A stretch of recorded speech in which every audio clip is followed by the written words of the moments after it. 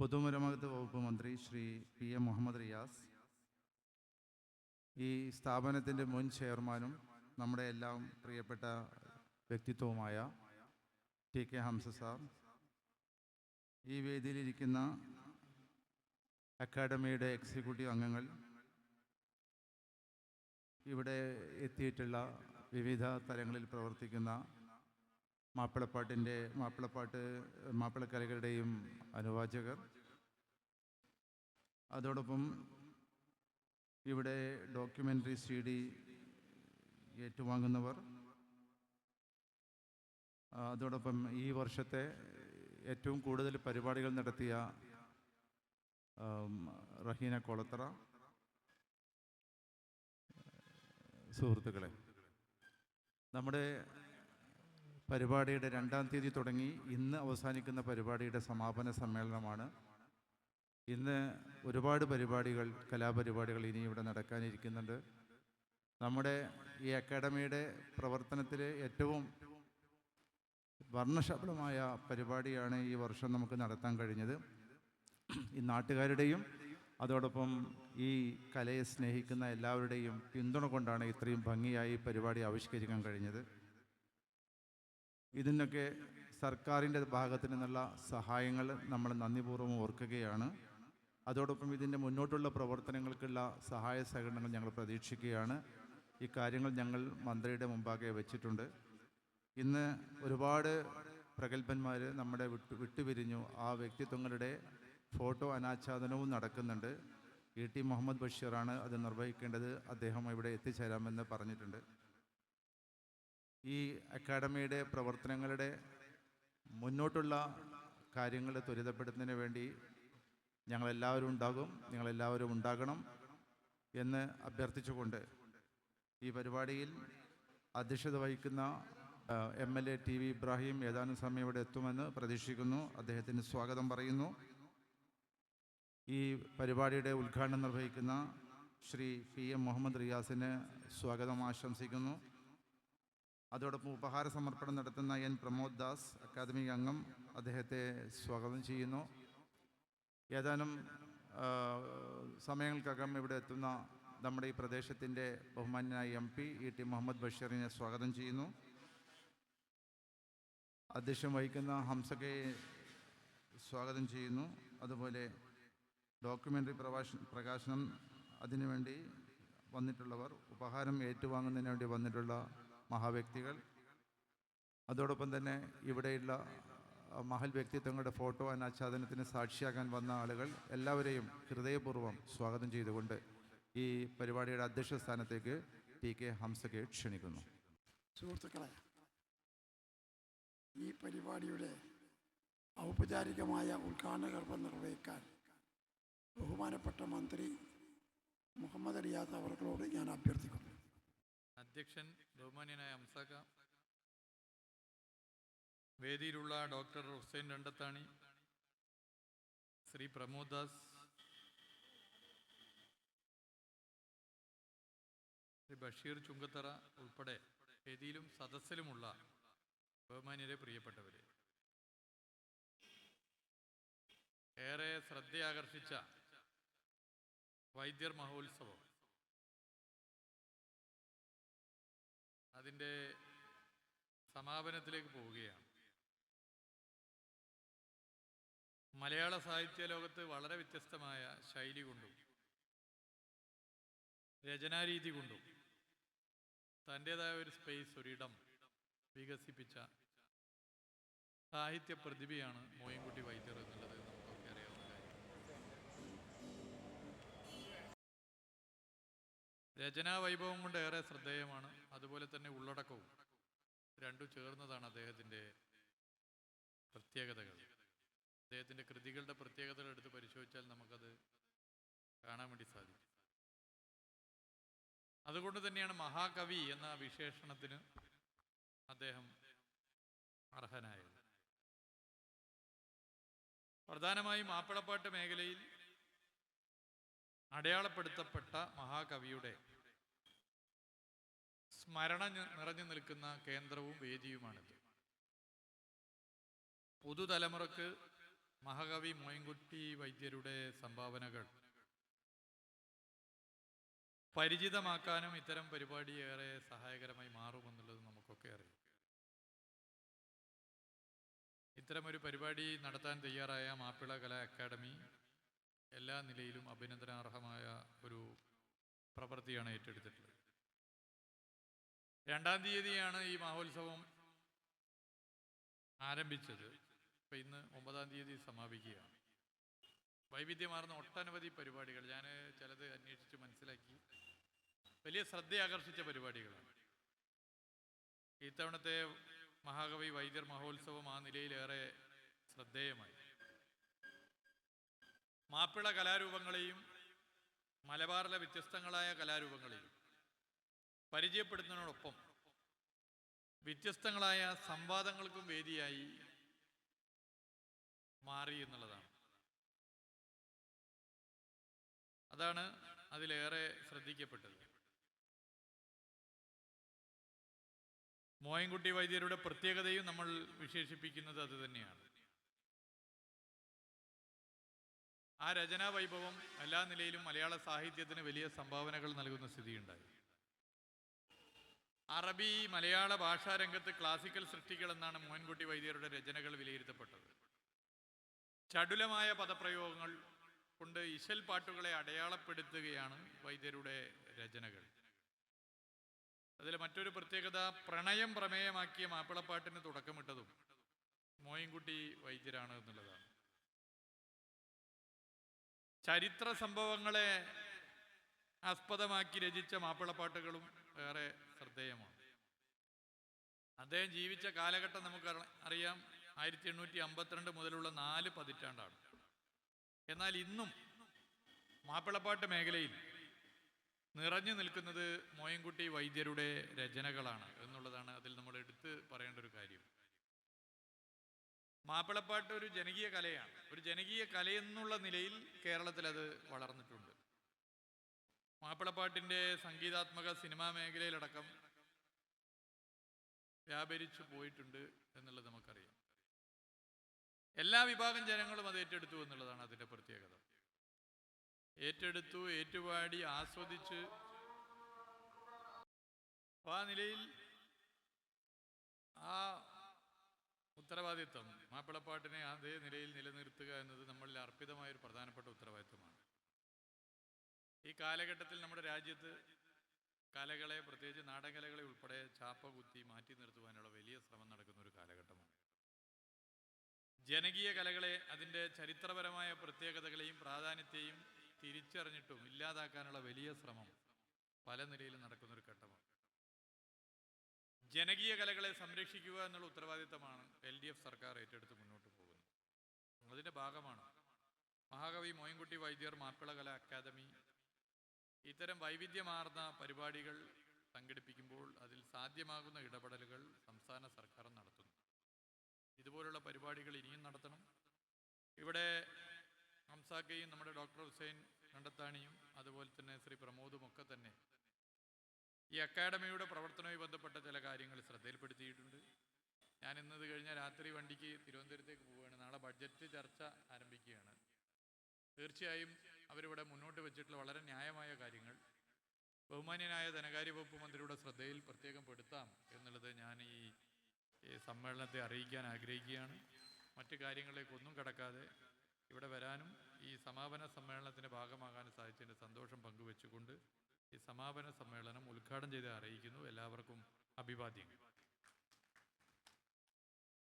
പ്രിയമുള്ളവരെ, നമ്മുടെ വൈദ്യർ സ്മാരകവുമായി ബന്ധപ്പെട്ട് സാമൂഹിക, സാംസ്കാരിക, കലാരംഗത്ത് പ്രതിഭ തെളിയിച്ച ഏതാനും വ്യക്തിത്വങ്ങളെ ഈ വേദിയിൽ ആദരിക്കുന്നുണ്ട്. അതോടൊപ്പം തന്നെ ഒരു ഡോക്യുമെൻ്ററി തയ്യാറാക്കിയിട്ടുണ്ട്. ജിനീഷ് അമ്പലപ്പാട് തയ്യാറാക്കിയ മാപ്പിളപ്പാട്ടും കോൽക്കളിയുടെയും ഡോക്യുമെൻ്ററിയുടെ പ്രകാശന ചടങ്ങ് കൂടിയാണ് വേദിയിൽ നടക്കുന്നത്. പ്രിയപ്പെട്ട മന്ത്രിക്ക് ഉപഹാരം സമർപ്പിക്കുകയാണ് പ്രമോദ് ദാസ്. ഇനി വേദിയിൽ പീർ അലീഷ അറബന റാത്തീബ് സംഘം എക്കാപ്പറമ്പ് ഏറ്റുവാങ്ങുന്നത് കുഞ്ഞാലൻ ഹാജി ഷൗക്കത്ത് ഫിറോസ്. റഹീന കൊളത്തറയ്ക്ക് പ്രിയപ്പെട്ട മന്ത്രി പുരസ്കാരം നൽകുന്നു. സൗഹൃദ വേദി തങ്ങൾസ് റോഡ് ഏറ്റുവാങ്ങുന്നത് ബഷീർ. അക്കാദമിയുടെ സെക്രട്ടറി ബഷീർ ചുങ്കത്തറ അവർകൾ മന്ത്രിക്ക് നിവേദനം നൽകുകയാണ്. രണ്ടുപേരെയും സ്നേഹപൂർവ്വം ക്ഷണിക്കുകയാണ്.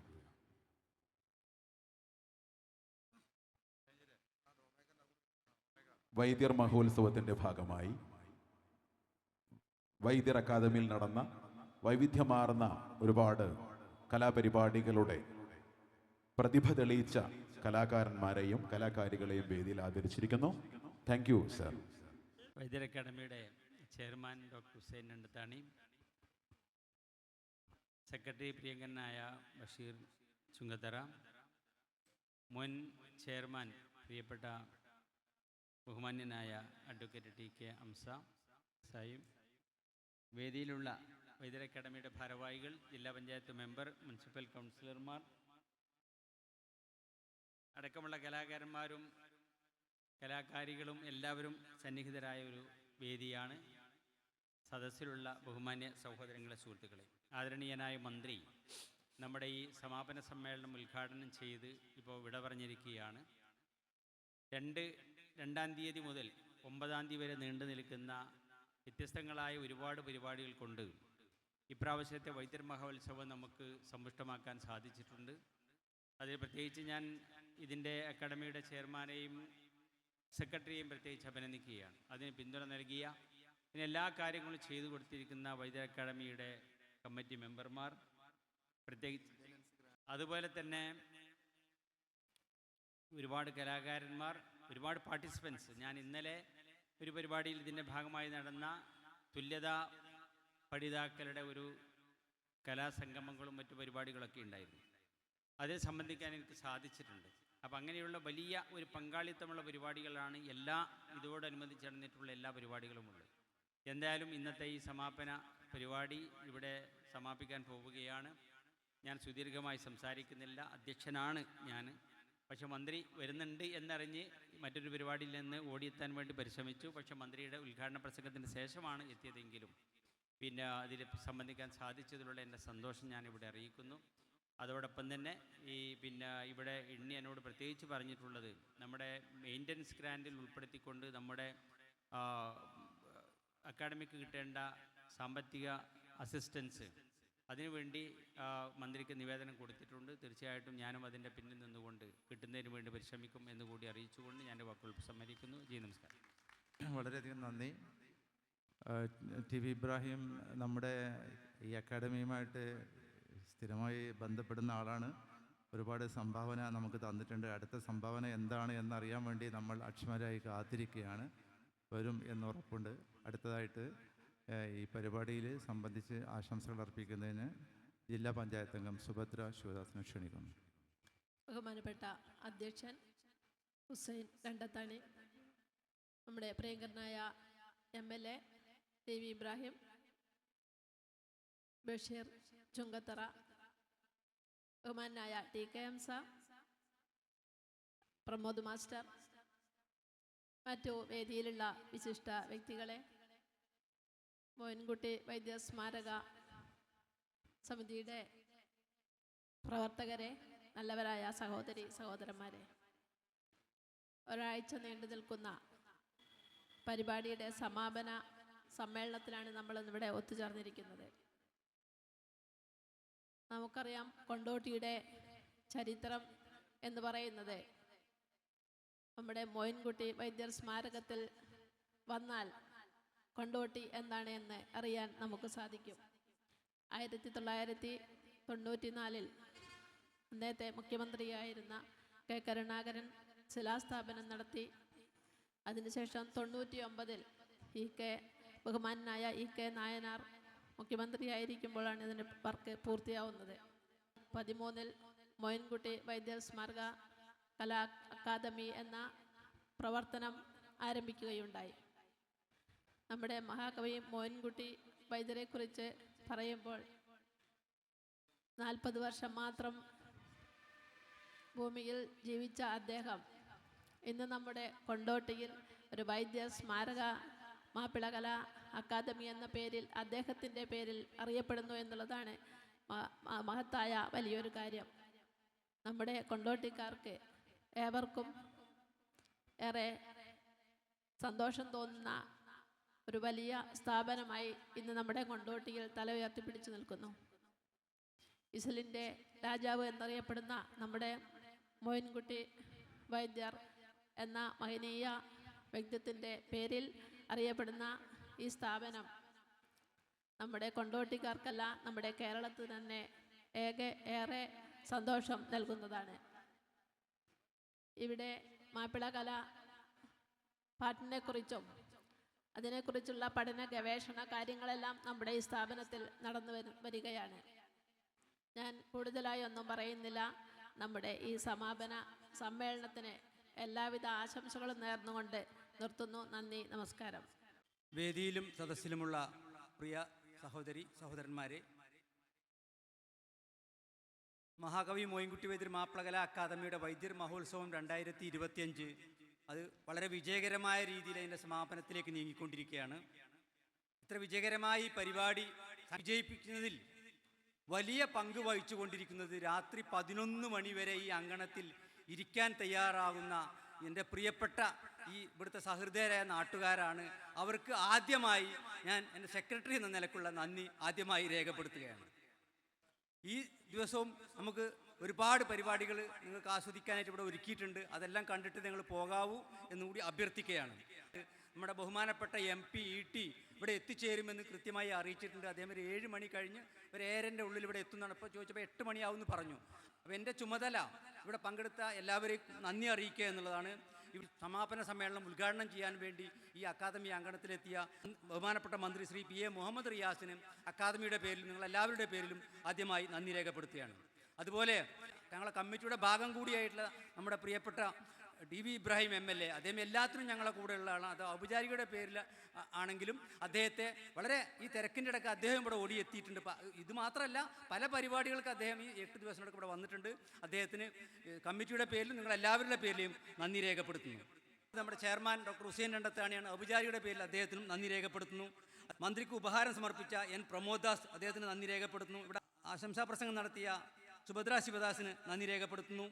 അക്കാദമിയുടെ നിർദ്ദേശപ്രകാരം ഒരു പാട്ടും ചുവടും എന്ന പേരിൽ മാപ്പിളപ്പാട്ടും കോൽക്കളിയെയും ബന്ധപ്പെടുത്തിക്കൊണ്ടൊരു ഡോക്യുമെൻ്ററി നിർമ്മിച്ച് അക്കാദമിക്ക് നൽകിയിട്ടുണ്ട് ജിംസിദ് അമ്പലപ്പാട്.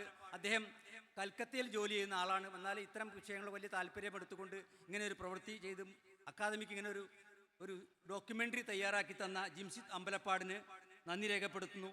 ഈ മഹോത്സവത്തിൽ മിക്കവാറും ദിവസങ്ങൾ ഇവിടെ എത്തിക്കൊണ്ട് നമ്മളെല്ലാവരെയും നമുക്ക് നേതൃത്വം തന്നുകൊണ്ടിരിക്കുന്ന നമ്മുടെ പ്രിയപ്പെട്ട അംസാക്കക്ക് നന്ദി രേഖപ്പെടുത്തുന്നു. ഇവിടെ എല്ലാത്തിനും ഒപ്പം നിന്നുകൊണ്ടും മത്സരത്തിൽ ഭാഗഭാക്കായിക്കൊണ്ടും ഇവിടെ ഉപഹാരം സ്വീകരിക്കണമെന്ന റഹീന കൊളത്തറ, അതുപോലെ പല പരിപാടിയിൽ പങ്കെടുത്ത് ഇവിടെ ഉപഹാരം ഏറ്റുവാങ്ങിയ സുഹൃത്തുക്കൾ എല്ലാവർക്കും നന്ദി രേഖപ്പെടുത്തുന്നു.